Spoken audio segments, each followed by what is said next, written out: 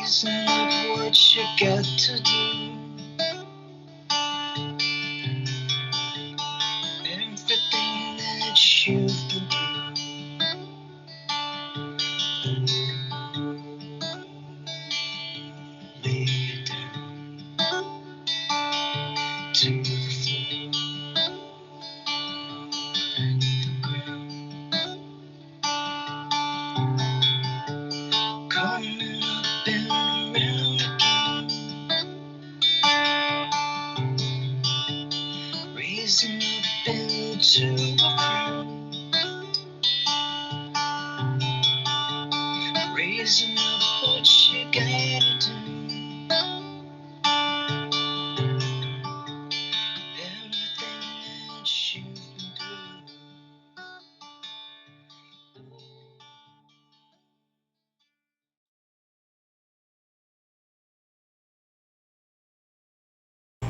Hey y'all, Greg Harmon, Deceleration News. Back, we made it to 9 episodes. We've got a few more amazing people with us this week, and got a little survey going on like what if we're going to even call this broadcast, and you'll see down a little crawler there if there's a way to it's like 4 questions or something, so if you have an idea what to call the broadcast, topical matter, questions of the day, how you want to be contacted or notified of what we're doing over here, it's quick in and out. It's like a 4-minute thing, but I do want to just direct your eyes over there for a second, but in addition to that, opening up, celebrating our workers, international workers, today, those who participated in the general strike. We wanted to have something a couple days ago.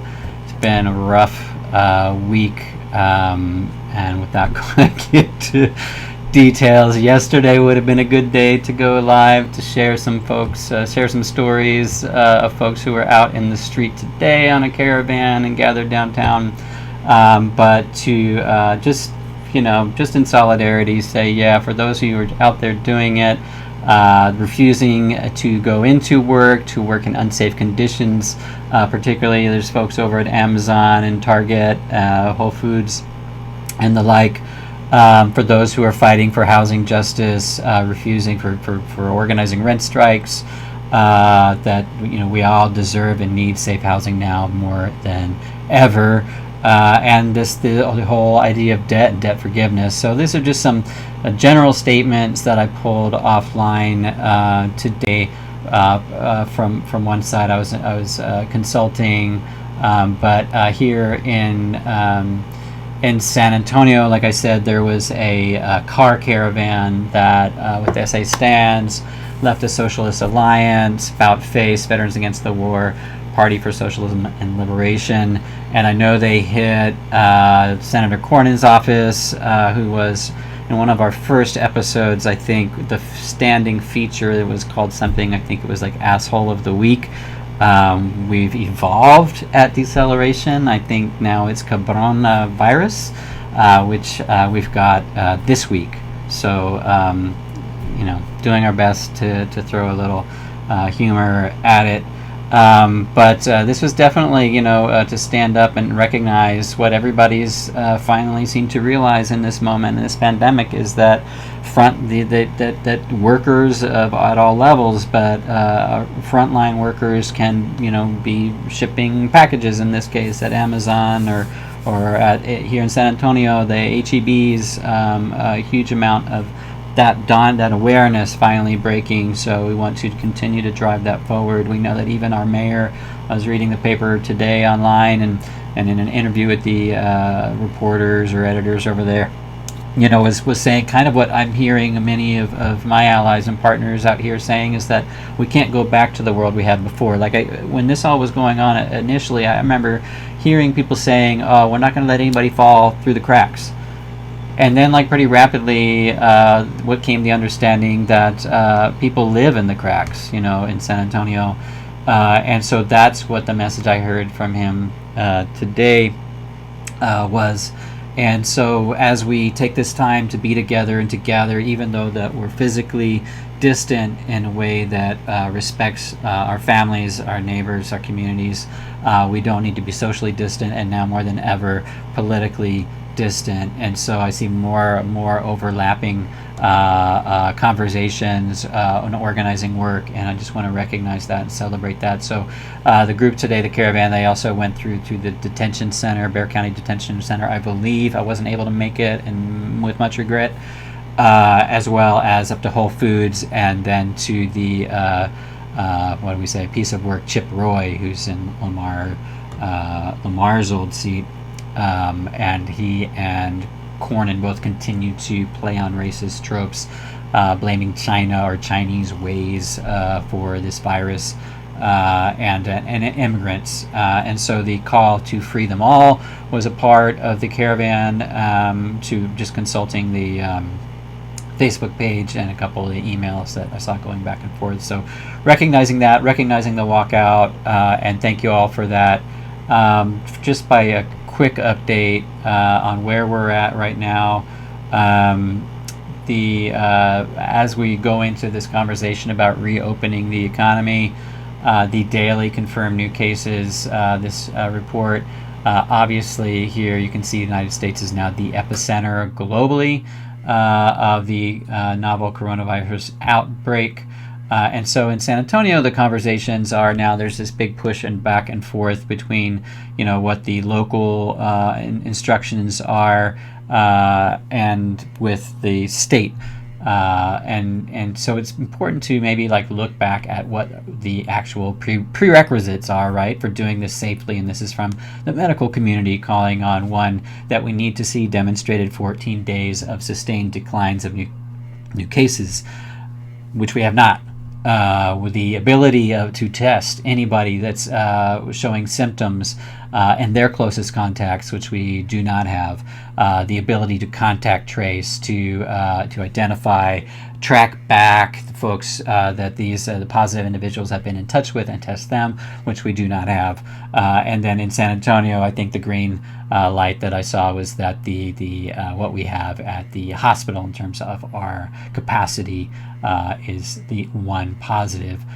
So looking over, here's the Metro Health stats. You can see where we are here, which is not anywhere near a 14 days decline. Similar chart for Metro Health here. And one prereq which I didn't see anywhere, which seems to be moving our governors around the country more than any other, are assholes with black rifles. This Governor Abbott does not qualify, right, for this kind of actions that are going on. So getting out there, putting that out, important also. And so just as a note, as we move into kind of the program in our interviews, Marisol Cortez, my partner, doing a Loquat. We did a harvest in our yard, Loquat recipe. We've got Deanna Lopez from Southwest Workers Union talking about mutual aid and how they've shifted up their work. And then a new friend, Nathan Spring, with performing here with us. I do want to just direct folks back to Deceleration News for Words for Birds 2020, which is sort of our first foray into publishing, I guess. It's a chapbook that Marisol put together in partnership with Stone in the Stream, Roca en el Rio, and Mitchell Lake Audubon. So get over and check that out. And then to just back to Greg Abbott and hear what we today, as of today, malls are reopened, movie theaters have reopened, retail outlets and restaurants all at 25% capacity, however they're managing that. But it all qualified in the face of flying in the face of, right, the medical recommendations, earned him our, title of Cabrón-a-virus for the. Let's play refreshment quiz. What's crunchy, crispy, tasty, butter-drenched? You're right. Our hot buttered popcorn. Let's all go to the lobby. Let's all go to the lobby. Let's all go to the lobby to get ourselves a treat. delicious things to eat. The popcorn can't be beat. The sparkling drinks are just dandy. The chocolate bars and the candy. So let's all go to the lobby to get ourselves a treat.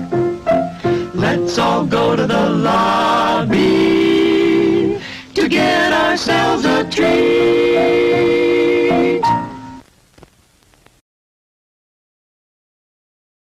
Yeah, so enjoy that. Not about to run out with my family to the movie theaters yet. And thank you to Alamo Drafthouse, which is not opening in spite of the invitation of our governor.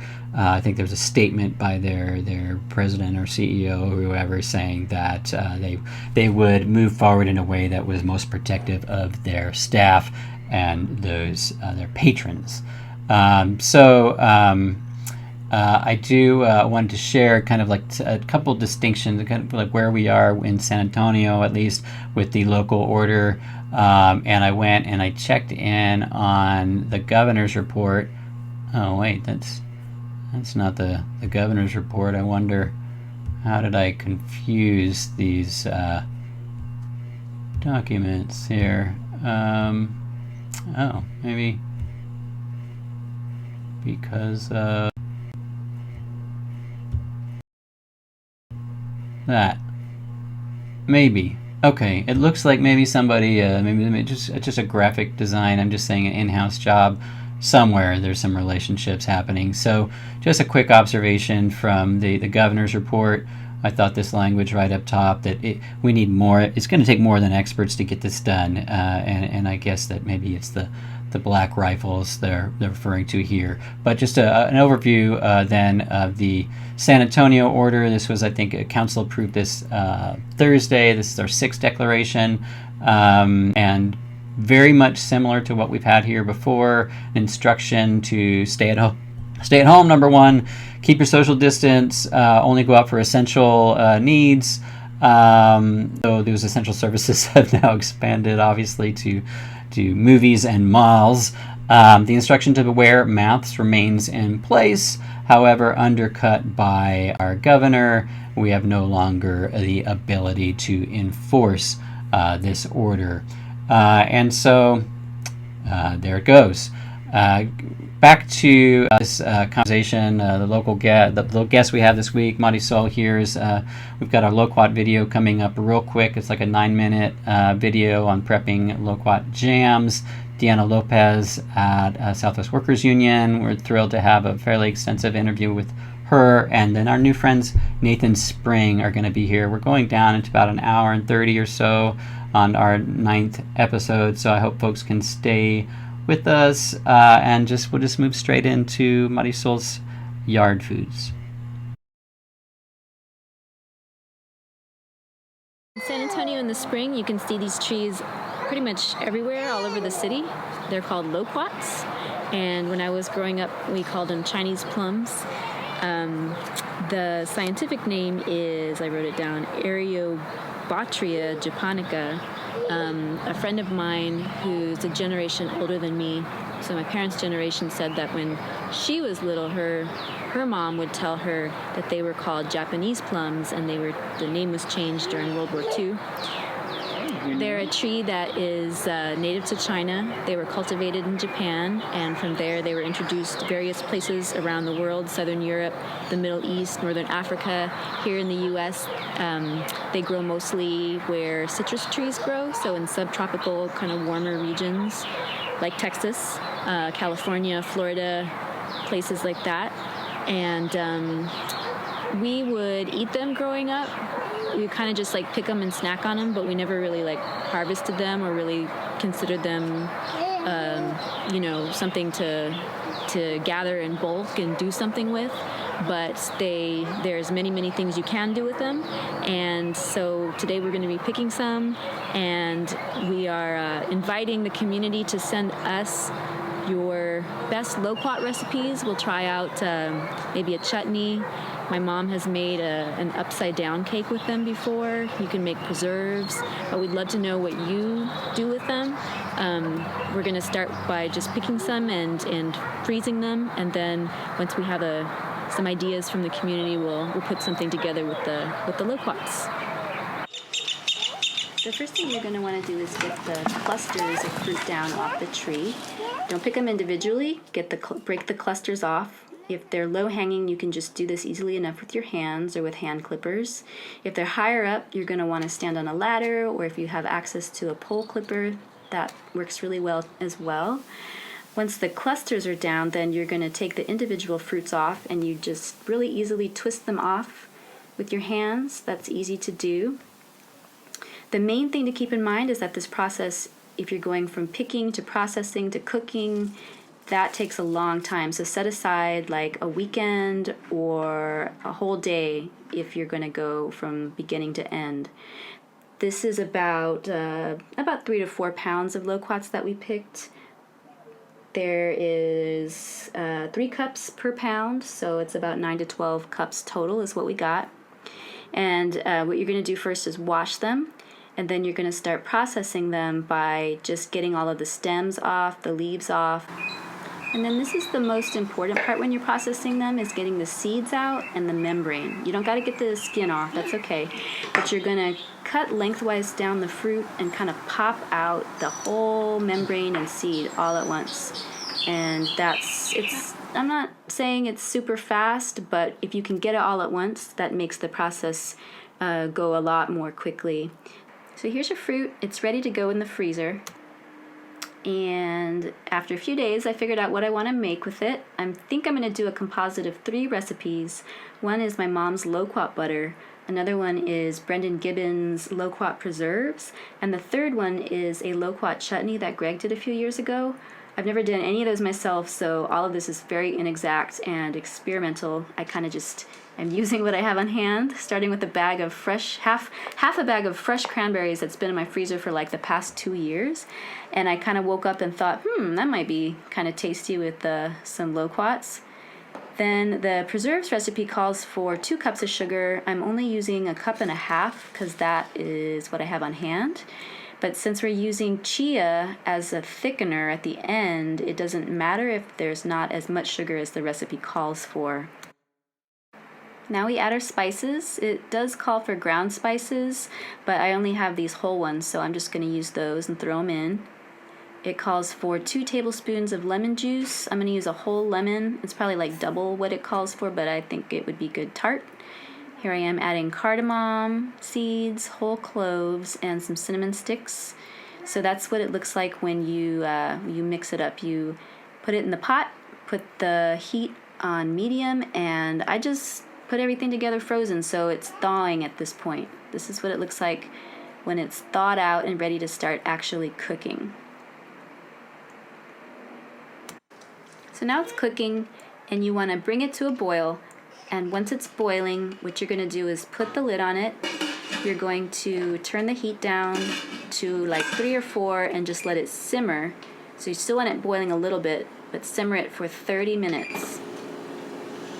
This is what it looks like at the end of 30 minutes. All of the juice has cooked down. And it's actually cooled off at this point because I was doing other stuff. But what I'm doing now is picking out all of the cloves and the cardamom pods and the cinnamon sticks that are in there, because I'm about to use an immersion blender to make it smooth. You can also use a regular blender, just do it a little bit at a time. But I love immersion blenders because they do this. So you get it smooth. And this is what it looks like. So it's thick, but it's not exactly gelatinous like a preserves or a jelly. So what we're going to do now is actually use chia seeds to thicken it, and that's kind of a secret ingredient from the chutney that Greg used one time. We're going to put in about 1/4 cup. I just kind of eyeballed it, mix it up, and then heat it up again. So I probably cooked it for about 5 to 10 minutes. I set my burner for like medium heat, about 4 or 5. You don't want it to boil. You just want it to the seeds to start getting gelatinous. The other cool thing about the chia is that it gives it a neat texture, kind of like strawberry seeds. So now we're going to get ready to jar our preserves. One thing about chia is that you can't do the traditional jarring method where you you do a water bath to seal the jars so that you can keep them, they're shelf stable for a really long time. But the upside to that is that you don't have to sterilize your jars. All you got to do is just wash them out with hot soapy water. So here they are, they're ready to go. And then you just start filling them with your preserves. And this is actually the next day. What I did was after I cooked my chia in for those 10 minutes, I just cooled it off, and then I put that whole pot in the fridge. And not really for any reason other than that I ran out of time and I wanted to go to bed. So the next morning, you get your preserves. They're nice and thick. That chia has begun to get jelly-like and to set up. And then you just scoop it in your jar. And this is going to be a refrigerator jam, so it's not going to be shelf stable. Don't leave it out. You want to put it in the fridge and eat it within a month. It'll stay good for a month in your fridge. There you go. Oh, I should mention that the particular flavor experiment that I did here with the cranberries and the cloves and the lemon especially makes it taste kind of Christmassy. So you might not like that. You could use other spices if you like, but it's tasty. I liked it. Try it. So Brendan Gibbons from the Rivard Report, their environmental reporter, was on our Earth Day broadcast and offered up this as his recipe. So he shared this. So this was kind of like what the recipe was built upon, and like Marisol was said, with some adjustments with kind of what was on hand and things we'd played around with in the past. But we'd love to hear from other folks around what they're doing with their loquats. So they're out there right now. They're probably starting to rot on the ground in a lot of neighborhoods. So grab them while you can.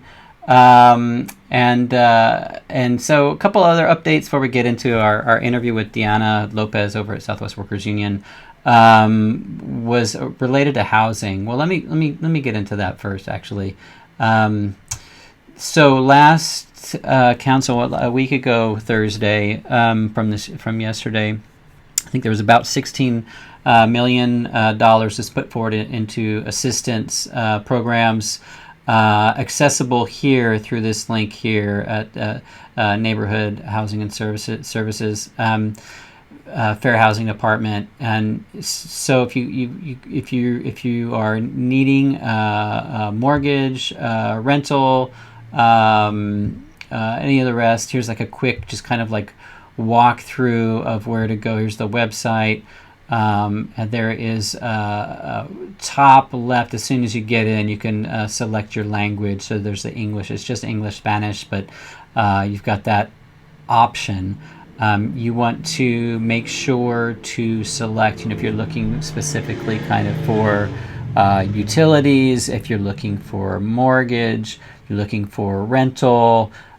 There's quite a bit on here in terms of, so here's where it's asking, if you're looking for, if you needed more information, right, about what fair housing law is and relationship maybe with a landlord.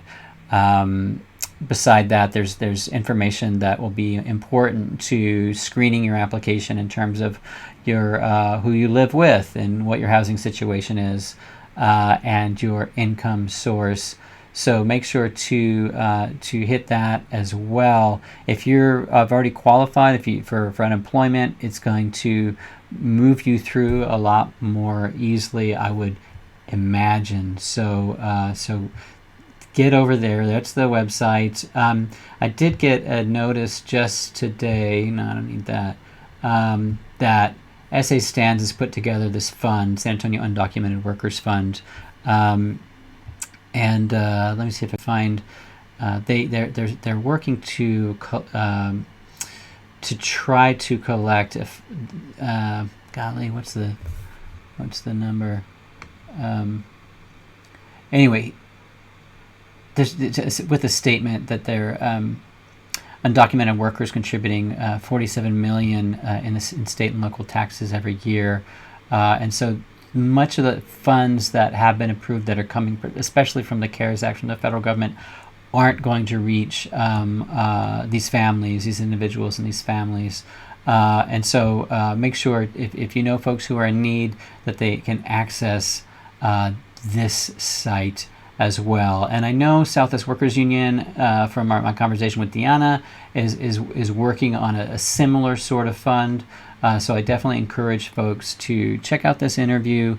It really says a lot about what the folks over there have been doing in terms of the demands of this moment, right? Where you see the large institutions, the nonprofit industrial complex. I mean, we're looking at the SA Food Bank, kind of like just almost unable to respond to the need, right?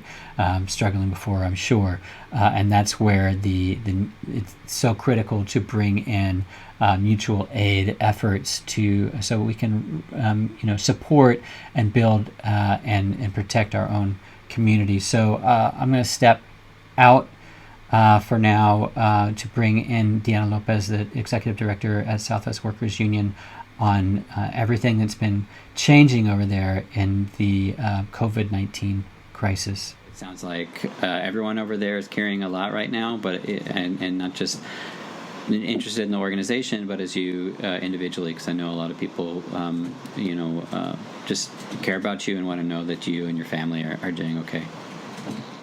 Yeah, we're doing well, adjusting to the baby just turned 1. Oh yeah, happy birthday, man. Yeah. So it's trying to balance, grateful to have 2 working people. Mm-hmm. That's Hans, handsome. Awesome.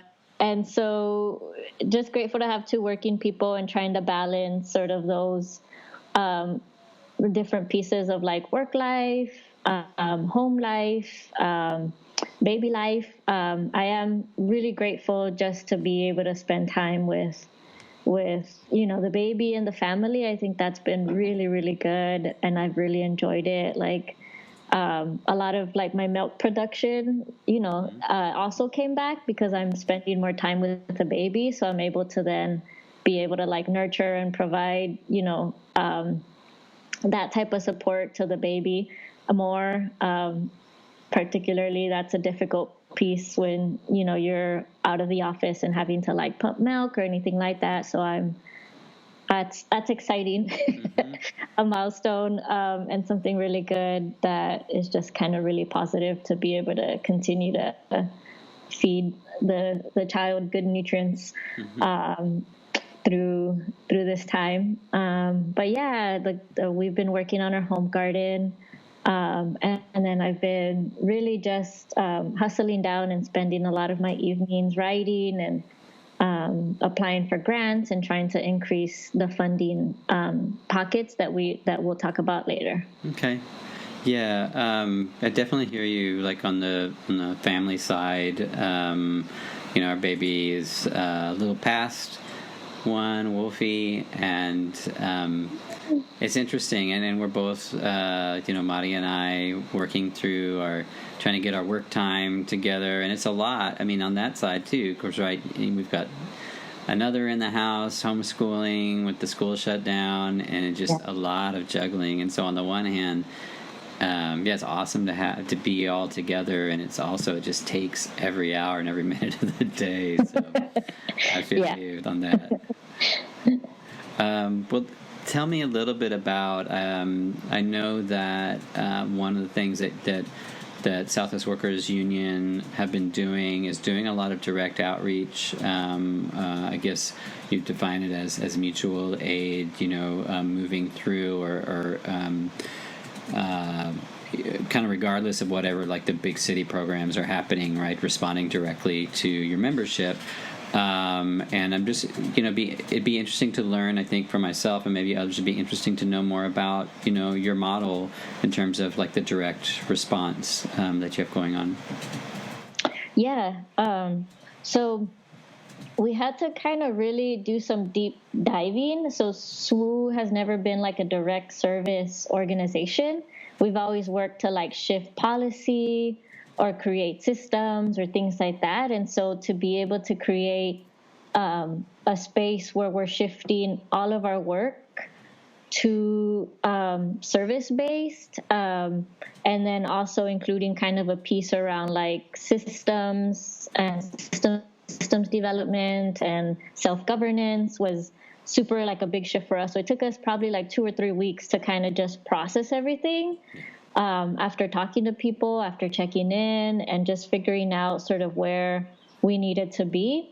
But we needed that time to do it, to really be able to shift from an organization that brings people together to kind of a remote service-based work from home. Mm-hmm. So that's I've never experienced that before.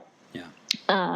And so we are a membership base. We meet every month, and we on a weekly basis we meet with different key leaders on campaigns. We meet with the youth group and do various things, right? So we shifted all of our work to we identified a few different needs when we called our membership list. And so we use the system that we do for like elections and phone banking mm-hmm. to get people out and use that system for our members specifically. So we created different lists, and we created different, Excel forms and, check boxes and things like that, and protocols and, where does this go and where does this go? Sorting that out kind of by the responses that I'm really interested to know, like, so you're asking people, what do you need? And I neglected to ask you yourself if there's something, we'll when we open up the comments, I always encourage folks to use that as a space to offer assistance, to request. Sometimes it's just, hey, I need a human connection because I live alone or whatever. So I'm just to interrupt, I guess, but to ask, so apologies, but to ask, like what you heard, like immediately you're calling a membership list, and what are you hearing from people? Yeah, so we've talked to around 200 people, and it's kind of just an ongoing list. As it ends, it just the list gets smaller with the people that we haven't talked to. And so the majority of the people said they weren't working. Our membership list is primarily like service-based workers. And so a lot of people aren't working. A lot of people didn't have access to fresh food. And so, and then the third one, I think that people responded to is that, they're depressed, they're stressed, they're just feeling it mentally and emotionally. And so I think those were the main things. And so it was around food, it was around utilities and bills, and then it was around stress and emotional support. So we've been able to work with 2 of those. The first question we ask is, are you financially stressed by the moment right now? And if they say yes, then we offer what we have, a utilities fund, which is $200. And then we also have an Undaku fund, mm-hmm. Which is specifically for undocumented families to use for whatever they want. Excellent. So it's not intrusive. We're not asking people or trying to validate people's information, especially right now, is people just need the funds, and we need to trust that people are going to use it mm-hmm. for what they need it for. Mm-hmm. And so those are the 2 things. So those are kind of just immediate pieces around money. We are also, at first, we had a lot of produce in the garden, and so we offered produce bags for people. Mm-hmm. Now that we've shifted towards a different season, we are partnering up with River City Produce and the People's Night Market to do food boxes. Yeah. And so instead of the Saturday pickups at the garden, we are doing food boxes, and sort of our idea is to meet the needs of now. Mm-hmm. But also prep for the future, provide some type of sustainability piece. Mm-hmm. And so that's also why we're offering grow bags. Mm-hmm. And so that's a system that I use at my house. Mm-hmm. And I was like, that would be the cutest thing, is to be able to pull up at somebody's house with some live plants so they could care and take care of, an outdoor classroom for children, and also meet the needs and a new skill for the future. The idea is self-sustainability. the idea is to provide some type of relief, some type of learning. And I think it just, makes you happy to have something delivered like that to you. Yeah, it really is. I should say we got a grow bag a week or so ago, and you see somebody comes and in this case, just a smiling face, familiar face in this case. But also, yeah, we live right down the street from River City Produce, and so I should say we'll put up y'all's contact. Obviously, we'll put up River City because we did a box there. We bought actually a couple boxes, and it's remarkable, to get it straight from the distribution center rather than HEB or somewhere. It's a really excellent deal. What's that? Yeah. Marisol wanted me to say those eggs. Oh, just that people can get eggs? That you can get eggs there if you're having trouble. Oh, we didn't know that. Yeah, we got just this massive box, and so we were looking for folks to give them away to. So ask them about that. I know that's something people are looking for.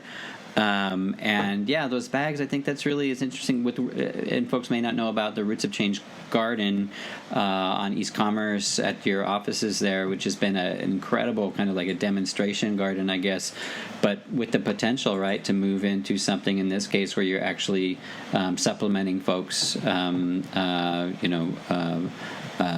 produce needs. So that's amazing. I'm so grateful you're able to do that in this situation. Yeah, and that was another reflection point, is that the garden, since, it's almost 12 years now since it first started. And it was never a produce garden, right? It was always an educational space, a learning space, a sharing space.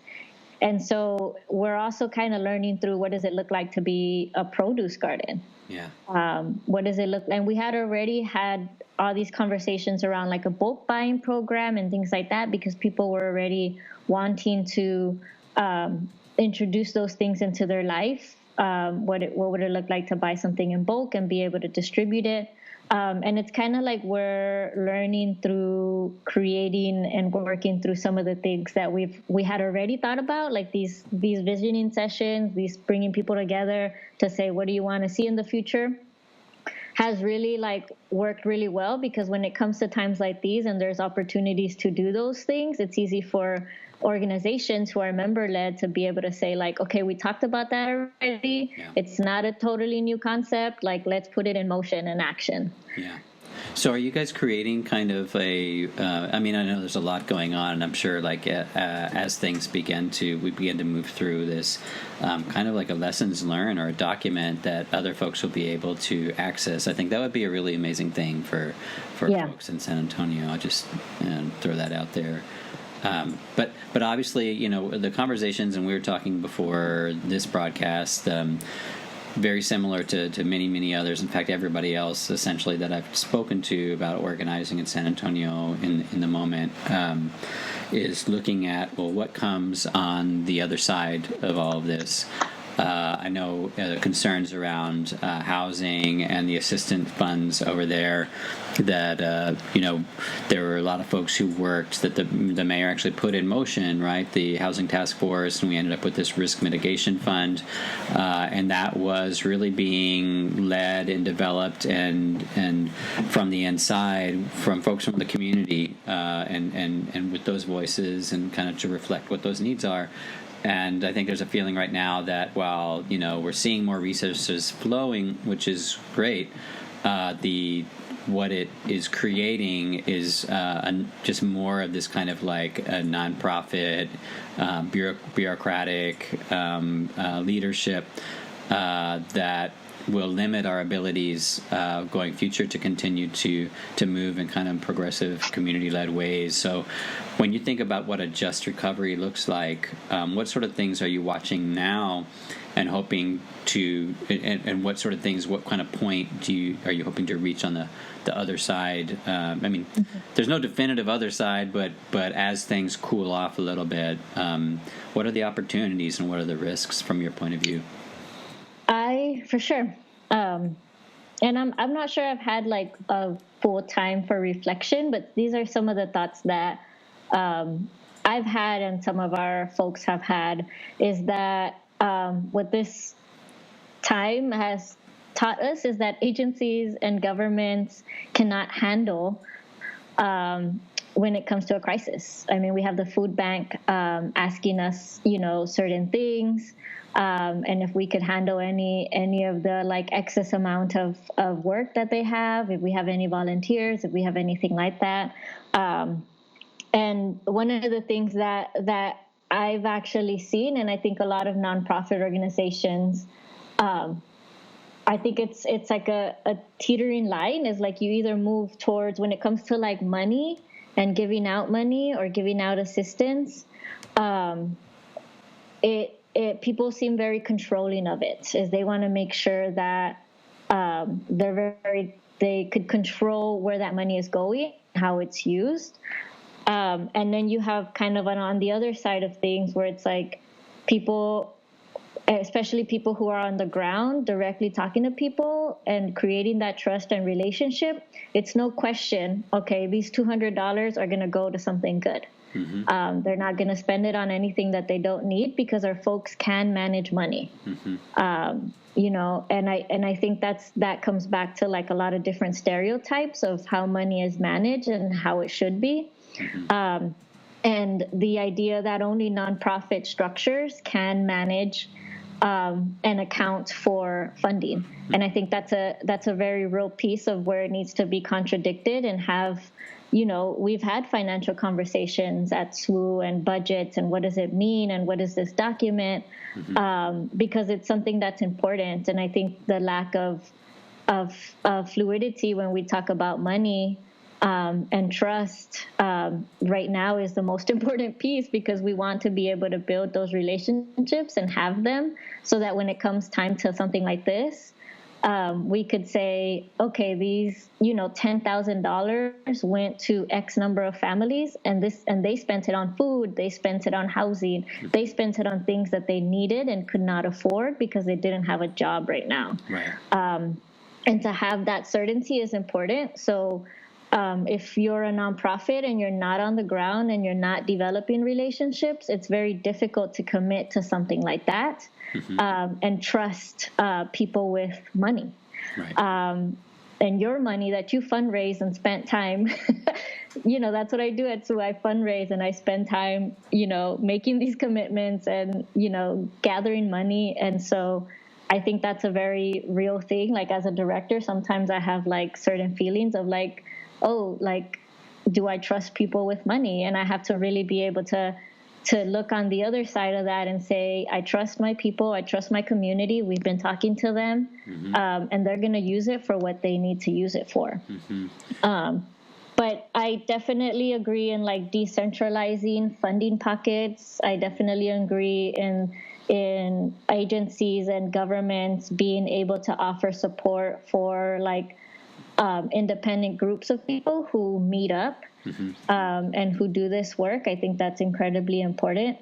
And I think my goal and the goal in any crisis or any moment outside of crisis and just recovery should be how do we move the money directly to people's hands, because we, as a service-based city, a lot of these jobs are expendable, and they stop, and so I think that's a very real piece of like even just going back to paid sick time and these things like that. When it comes to money and where it goes, the goal is profit, not health. Yeah. And so I think that's a very real direction that the organization, or not that the city is moving to, and that the city focuses on in terms of like making more money versus making sure that people are okay and are good and are financially stable, so that they're continuing to be fully present within their jobs or their homes or schools. Yeah. But moving the money, I think that's a very big piece, and like challenging and doing like rights-based organizing. Those two go hand in hand, and you can't have one without the other. You can't have relationship building and organizing without those two things as well. And so I think that's a very real piece of our recovery, is that nonprofits, organizations, grassroots groups, independent groups of people I think should have some of these analysis pieces of, what is some next steps. And I think for me, we do a lot of policy-based work as well, and sometimes it's, to be real, it's really frustrating because that takes years and years to get something done. And as you said, it oftentimes it's reliant on like a nonprofit or an agency base to be able to distribute any type of change. And so part of the thing for me and our vision is like, how do we create our own spaces, our own funds, our own pieces? And that's kind of what we're doing now is like, I do not want to rely on somebody else to make sure that my community is okay. Yeah. And I think that's probably the Virgo in me and the stubbornness in me coming up. But I think that's a very reality of things is that, a month, 2 months in is that our folks are still struggling. And they can't access, some of these funds, even though they're available. And so for me, I'm like, how do we get people money to make sure they're good, and all these other things will fall into place. I know. I'm sorry I rambled, but this is something I think that wasn't that wasn't a ramble at all. And one of the things I appreciate in that is the many times I heard you say relationship. And I know that I remember a story coming out when the school districts, all the kids were sent home, and then they were trying to figure out how do we get the homeschooling programs going. And I know like the districts there are thousands of kids they couldn't find. It's just a huge population, right? Not to excuse that, but it carries its own burdens, right? Or own challenges, I guess I'd say.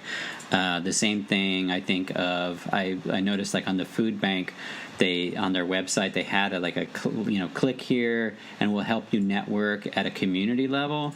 But I feel like these are developing concepts, for groups like that that aren't really developed, or in the original like sustainability plan for San Antonio, like the climate plan now, but a sustainability plan that preceded that one. There were ideas and values around like, well, we want to develop, like block captains or people, networked communities, neighborhoods that can respond to crises. But those are the things that fall out first, right? It feels like, these are kind of well-intentioned, well-meaning. They're probably the minority of folks within these agencies and departments they're able to get them into the documents and the vision, but it's way out at the fringe. Right. And so what you're describing to me is something, obviously, it's if it's at the core of a mission, such as your own of the Southwest Workers, it's obviously much more likely to develop, and you're working with the same, folks, year by year, month after month, and so kind of you've had an opportunity to build those. But to recover, really, what I feel like is we're moving, and you kind of referenced this when you talk about service industry jobs being expendable, moving from this moment of high crisis into recession economy or a depression economy, where we're having this conversation every week about how do we move resources in the city or clamp down on, trouble spots or trouble actors or whatever it is. So being able to replicate kind of what you're describing, and that's why I was asking, wow, man, I hope you're taking notes or taping your phone calls, or whatever, because your own and other organizations that are doing this work are carrying something that's going to be so critical when we move from just like this crisis into economic crisis into extreme weather shock events, which we know that are happening and are expected to accelerate through global warming and the climate crisis. So anyway, that's my ramble to match yours, I guess. So. Yeah, and to like add just a last piece to that is like, these are things like, Greg, I remember having these conversations with you about, these are the same things we've been talking about for years around low-income jobs and the need to be able to secure and be able to offer like living wages, things like that. Yeah. We've been talking about how certain communities are going to be most impacted by climate events. And so I feel that community organizations who have like a visionary or groups or people who have had some of these like visionary scenario based type of work have and already have thought about some of the solutions for what's coming up next at the community level. And so I think, for us, this conversation isn't new because we've had it for years and years. 10 years ago or something when we were talking about, climate change and how, our folks are going to get it the worst because they're the least able to adapt to what's coming, and their neighborhoods aren't as updated or economic benefit from what's been going on. And so I think it's something very real, is that I think we have the solutions, and I think to continue to have these conversations and put sets of demands and right now, it's hard to even think about that when people are like suffering and dying, and reading some of the comments that people write on the forums is really, really heartbreaking. And so I think that's something real in terms of like how we respond and kind of pull together, is really being able to reflect on the conversations we've had in the past and the ideas of solutions, to then be able to put those in motions, because I think we have them, and we've talked about them before. And I think just, like you said, being able to package them and put them in a location where we're able to offer, best practices, or this is what we need right now, like this is what's happening, this is what we're asking for, type of like really simple sorts of documentation, I think is really important. And analyzing and reflecting together, I think, is another really big conversation, because I'm pretty sure there are many other people who are also kind of in the same boat of like, what happens now. I just wonder, though, in our last couple minutes, if you want to offer out a message to the broader community, just whatever's been on your heart, or what you are hoping folks can carry forward in the moment. Yes, one is a more practical one, is that May Day is coming up, and so this is historically a big day for a lot of workers' rights organizations around the world. And so there has been a call for a general strike. No work, no pay, no shopping. And so that's something that people are calling nationally, grassroots organizations from the social justice left sector. And so that's one this Friday on May 1st. And then the second is we got this. Like, we have the solutions. We're visionaries. We're fierce. We're creative people. And now is the time to be able to put that in motion. All the dreams and conversations we've been having about cooperatives around, sustainable housing, around community gardens and food production. I think these are all the things that we could offer. And then the last piece is around mutual support, is like being able to take things day by day and sort of offering and reconnecting to the earth, so that you're able to get some of those conversations through, and really just mentally, I've been doing a lot more meditating. I've been, setting up my altars. I have, an office altar now on my desk, where then it's just, it's really nothing in a specific religion, but it's really about pulling the things that are closest to you and reminding you and grounding you in what you know. And I think as organizers, as community, we have the solutions. And it's about being able to pull them out and be visionary and fierce in this moment, but also be able to be healthy and healing, and be able to rest and take this moment for what it is. And if for some people that's just a rest and a healing period, I think that's also okay. Is that you don't need to mesh home and life and work 24 hours a day. But also be able to rest and heal if that's something that is calling for you, in the same sense that the solutions that we come up here in San Antonio are going to be different from the ones in Austin or Dallas or New York. And so I think that's something very real, is that we're placing and basing ourselves and the advancement of our community here locally for what works for us. I think I look forward to hearing from people and analyzing and having these conversations to continue this work. And yes, we're offering one, direct mutual assistance in the forms of funding, in the forms of food boxes, in the forms of grow bags, and we're hoping to launch our program, our online program for like political education, for cooperative education, for comadre economies, for meditation in the future. We haven't quite wrapped our head around how to do that. Yeah. But we're hoping that that's something that comes next in our vision. That's excellent. And the well-being element of this, I think, is maybe one of those areas that also gets neglected when you go into kind of like what I hear referred to as the nonprofit industrial complex. Right. Yeah.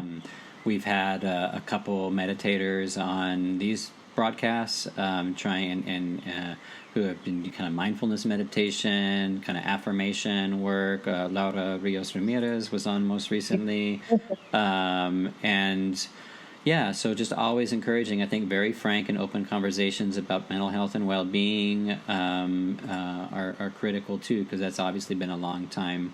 The weight or the shame around that's manufactured in society is why we lose so many people every year to suicide. And this is a moment where obviously those forces are very strong and weighing on people.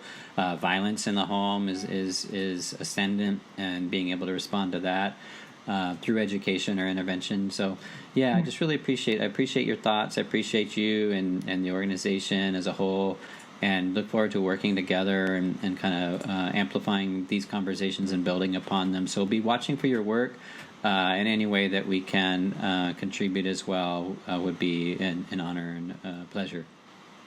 The other piece that we've been offering, so SWU is a nonprofit organization. We're an established organization. So being able to use the resources and the networks that we have to be able to fund other pieces. So we're partnering up with Gwendolyn Restaurant and Kimura Restaurant. What's that guy's name? The chef over the owner? Michael Schooley? Yeah, Sahaki. Or... Yeah, don't put it. I don't know how. No, good guy though. Yeah. Okay. We'll work on it, Michael. So. With Michael at restaurant Gwendolyn and Kimura, and partnering up with Dr. Cantu from UTSA and the university healthcare system to be able to provide meals free of cost for medical workers. Okay. And so we just hit our first milestone of 4,000 to be able to provide 1 week of meals for 100 people. Yeah. And so we are reaching towards our next goal of 8,000, and I will add some of the links. So we have a Network for Good account, just both for SWU and for that. And so 100% of those donations go all the way towards that program. And so right now for me, I've, committed to be able to not take anything out of that, and for it to be administratively, like that's my offering, is to be able to say, I have the skills and I have the privilege of, running an organization who has these networks and these spaces. And even though, and we're offering that to our partners who have also supported us in the past, like Gwendolyn, like Dr. Cantu and the University Health System, who have always supported the garden. And so being able to kind of pull in those relationships to be able to offer sort of these spaces so that money is moved into the people that need it. Yeah. And Dr. Cantu, I would say, is also so glad to hear you working with her. A phenomenal person, and one of the first ones that we reached out to as well, to understand the underlying inequities that are informing or exacerbating where the crisis where we are. So that's great. That's a great update. I didn't know about that. So we'll share news and pass that along as well. I had one other. I pulled the wrong video clip perhaps, but I know that Deanna was offering. Check out that link that I had in that last clip on their direct aid, just response. There's so many different programs that are coming out of there. When I share, and I'll have a resource list here in a minute. that includes that again, so you'll be able to find that link again. But we kind of connected. We made a new friend this week, and I just want to kind of let him introduce himself, our musical guest for the week, and found that where our conversation went tied in just so well with so many other conversations we're having these days, and less in terms of like the political organizing, but the emotional politics that go along with that. And it was a real kind of like a breath of fresh air, just an unfamiliar voice, songwriter, but with the heart and vision of kind of like human security being found in like the human relationship. So I'll just turn this over for our performance of this episode. Well, I've been thinking about having this talk with you, what I would talk about, and I've kind of hid it from a lot of people for a long time, but I've had anxiety and depression technically, clinically, I guess, for quite a while, but I think it's just certain people are sensitive is more what I think it is, and certain people have to live a certain lifestyle so that they don't have anxiety and depression, because we're all different. And if I can overcome it, and if I can, which I feel like I have to a great extent, but I'm still doing it. And if I can get better at that, then I might actually be able to help other people with it. So, how is so sheltering in place and everything else? How has that impacted? I mean, let me ask you how anxiety or these symptoms kind of manifest in your life, if you're able to share that, and how this experience has either exacerbated or challenged that for you. Well, getting around people that I care about and going to shows or getting with groups of people, it actually lowers anxiety, to be honest. So getting out and being social initially feels scary, but like once I'm there, I actually feel a lot calmer. So this has kind of affected me because I was planning a lot of things and going out to do things with people I care about. And lately they've all been kind of, doing the whole sheltering in place. And so it stopped a lot of those things. Like I wanted to go to the San Antonio Zen Temple for the first time, the Unitarian Church. I wanted to play some, little concerts, maybe like at the Cove with my music and stuff. Little things I had finally felt like I had the courage, because I used to play live a lot in the past. And then recently I was in February, I was like, I'm going to start doing things again. Yeah. And then all this happened. But my thoughts about that are that it's very convenient and awesome to be able to talk like this. And but at the same time, creatures of habit we are, we can get used to this. And I think a part of our brain almost fills in a gap, and it's like, oh, I haven't seen that friend in a while, so I'm just going to check their Facebook. And then a part of our brain kind of feels like, oh, well, they're good. So I kind of you almost visited them in your mind, but and then I have friends, for instance, that I probably haven't seen in a year who live here in San Antonio. And I'm like, that's kind of odd, because when we were friends back in 08, 09, 010, it wasn't, we were visiting a lot more often. And it just seems like the more digital things have got, and the more popular social media has gotten with phones and stuff, it's and plus the adult lives of people getting busy, just all that combined, it kind of makes it to where people just aren't getting together as much. And that plays out in society where, certain wholesome and beautiful things and powerful things about humanity are kind of subdued, I think, overall, as that trend takes over. And it's a little bit easier to just kind of just go along with, whatever advertising says and whatever the TV tells us. It just kind of a typical punk rock attitude I have, I guess. But that's my view on it. The floor is yours. Okay. Well, here I can write. This is a lyric to a song, and I might play it at another point, but I'll just read it because I think it's pretty cool. So the song's called Digital Face, but it reads like a poem too. So here's how the prose goes. It's and I'll have it memorized, so I gotta. Rest yourself along the way. I've been saying this for days. Have we tried to replace ourselves with a digital display? I've been saying this for days. I miss the presence of your face. Have we been trying to replace in this digital place? And it's been trying me for days. All my friends and family busy like a race. Is it worth it to achieve everything this world wants you to leave behind for a digital face? So what are we doing in this place? I think it's just a disgrace. We're trying to get back to the land upon which we were born. Is this what we're fighting for? Because I don't want to do this anymore.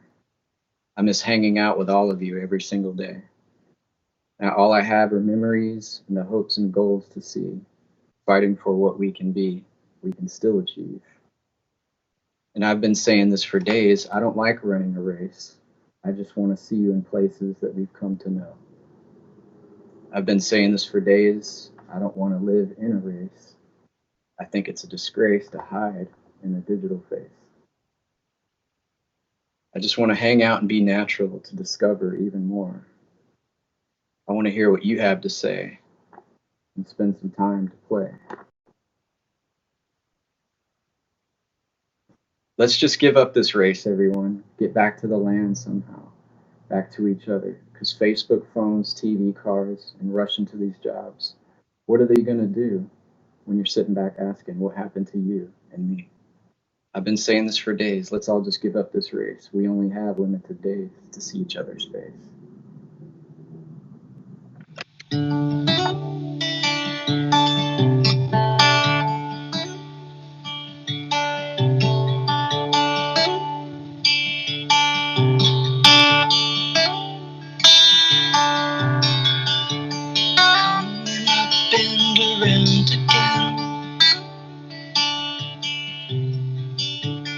Raising up into a friend, raising up what you got to do,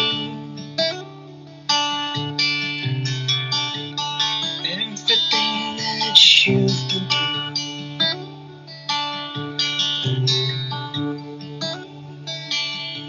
Lay it down to the floor.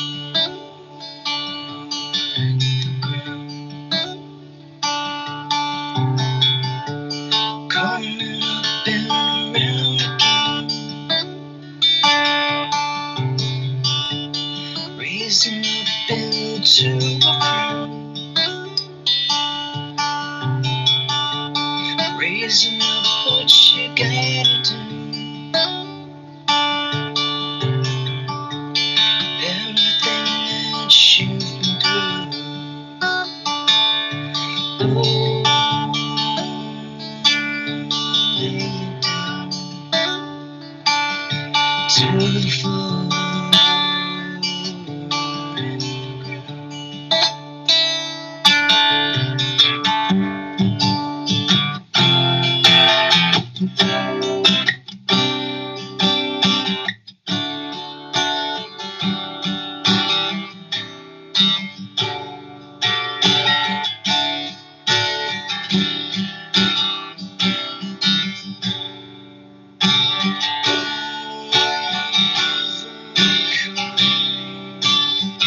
These battles, these trials, they won't defeat you.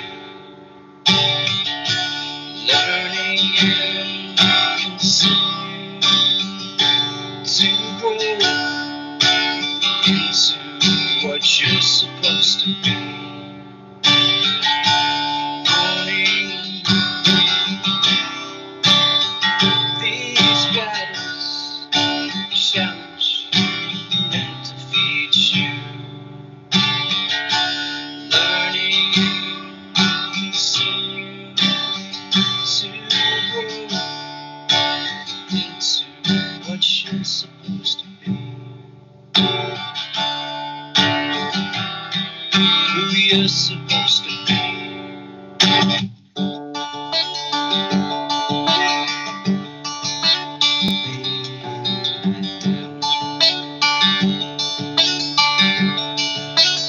Into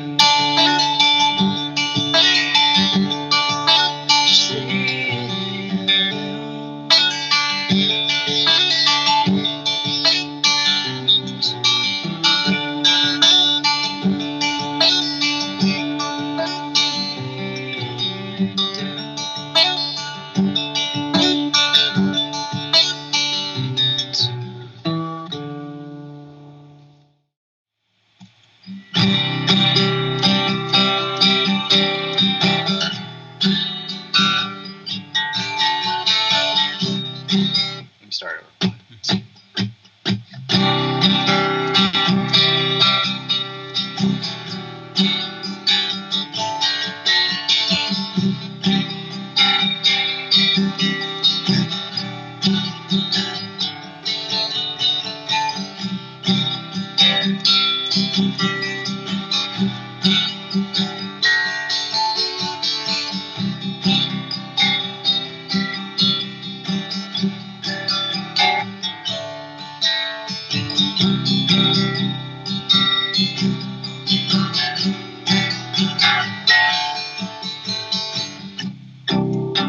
Stars will always shine, no matter where you are.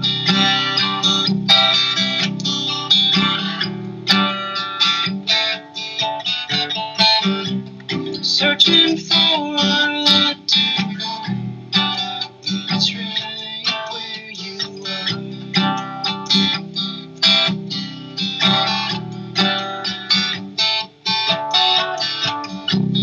Give yourself what you need, and never apologize.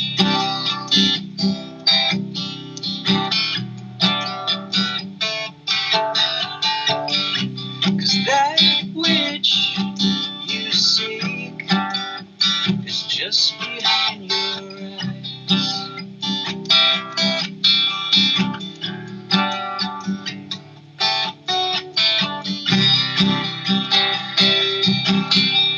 Change your habit, change your way, adjust the outside to support the day. The day is right, right inside your heart, cleaning every day, closer to the self.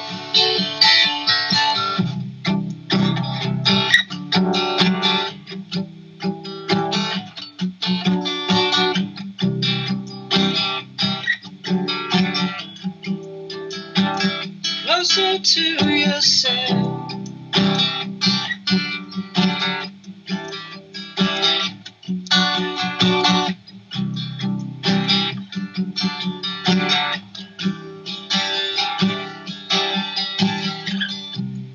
Don't be ashamed of how she made you.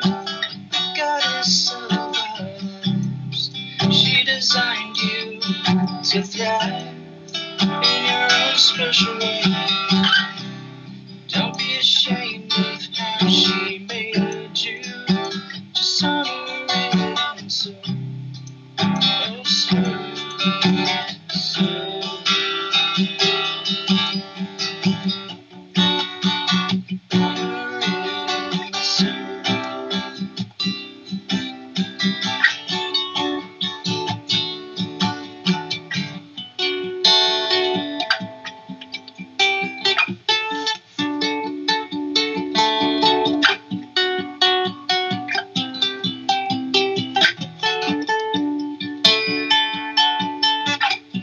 she knew what she was doing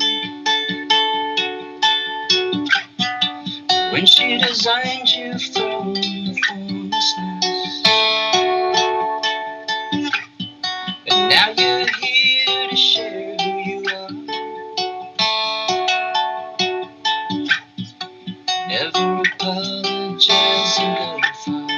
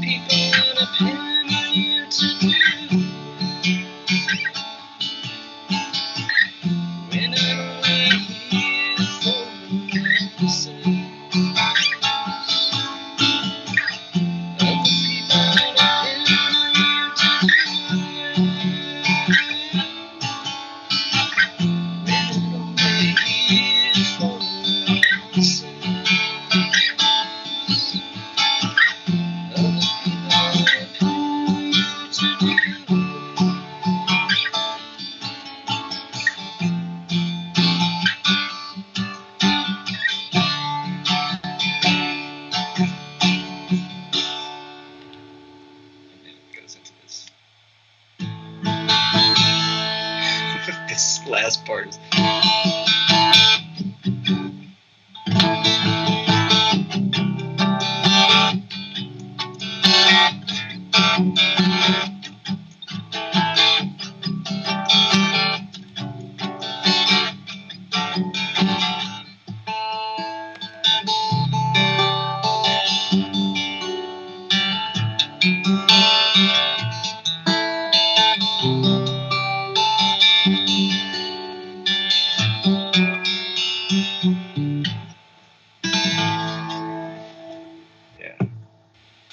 Basically, that song was kind of like, because I grew up Christian and I still have a sense of like the divine and stuff. And I think all those Christian ideals are great and I still embody them. But I started thinking, what about the feminine aspect of the divine or whatever? And I felt like, you know, I'm not beyond thinking that the Holy Spirit or that there's some kind of feminine divine that's very important. And even if you're an atheist, at least think of your mother as part of the feminine divine, because she formed you in the womb and stuff. So honor the way you were formed and honor who you are and find out what your gifts are and then give them to the world without letting anyone push you around, and you know, accept yourself and do what you're meant to do without asking permission, as long as you're not hurting anyone and you're doing what you know is right, and go for it. You know, that's kind of part of what the song's about. So, yeah, Nathan, closing out with a few resources. I hope this is legible. Let's try to bring this in. So I meant to, the top of Nathan's set too, you can find, he does breath work, he does performance by hire, so check him out. So this is just a few things. I'd hate to leave a broadcast with all those on here without at least providing some of these resources. There's been a lot of questions over how to get testing, what testing is available. From what I can tell, it looks like there's still this contingency, you know, that that you use this the city website here. There's screening tools that if you you know, move through, you know, the ranks there, that you may qualify to get tested. There may be some quick drive-through test sites, I'm not sure, but I'm pretty sure you have to do this qualification first. Mutual aid efforts here, I listed SWU here. I wanted to remind folks to check in with them as well. This is a national, possibly an international site where you can find other groups doing similar work.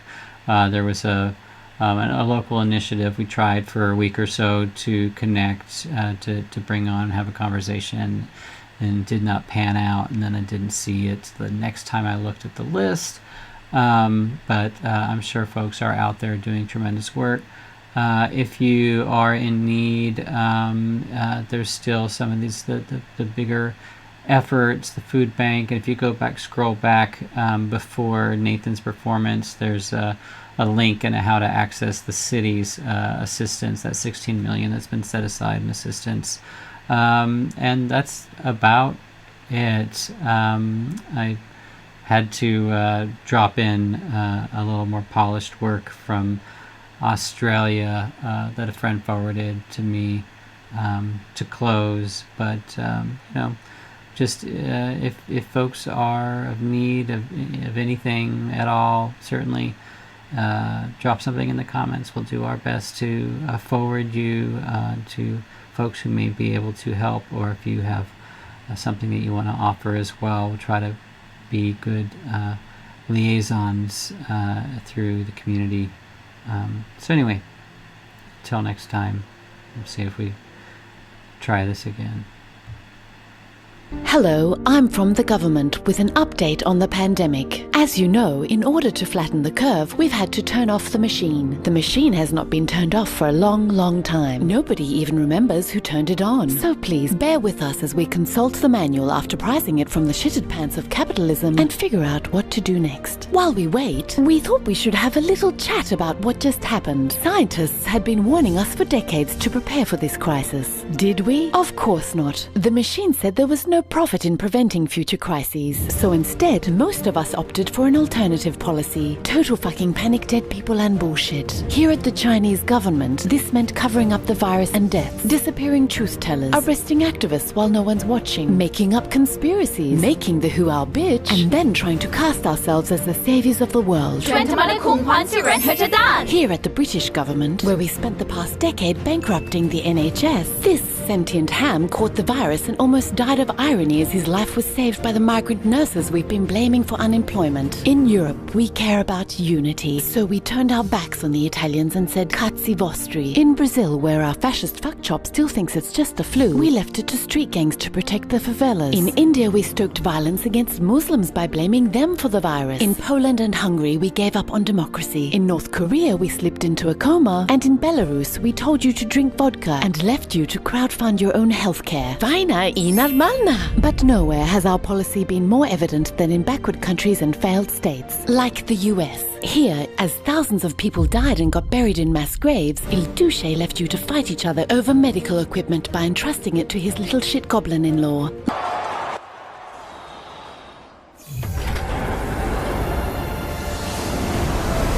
No, this isn't a dystopian sci-fi flick. This is the result of 4 cancerous decades of neoliberal shitfuckery. Sure, in some places we aren't doing too badly. Here at the Australian government, we shocked the world by not being the shittest for once. And in New Zealand, we depressed the world by reminding you that unfortunately this isn't your leader. But sadly, when it comes to flattening that other much bigger curve that scientists have also been warning us about for decades, it won't be enough for only some of us to get it right. Closing our borders won't help. We either all nail it, or we all total fucking panic dead people and bullshit. Oh look, the machine is almost ready to restart. Before we go back to normal, know that during this pause, we too have noticed the reminders of what we've lost. Time with our children, life returning to our shores, cities and neighborhoods, the sight of the Himalayas, of the universal logo, and of those distant places awaiting us if we don't blow this. These signs of a better world are enticingly close. If only we could just... This has been a message from your local government franchise.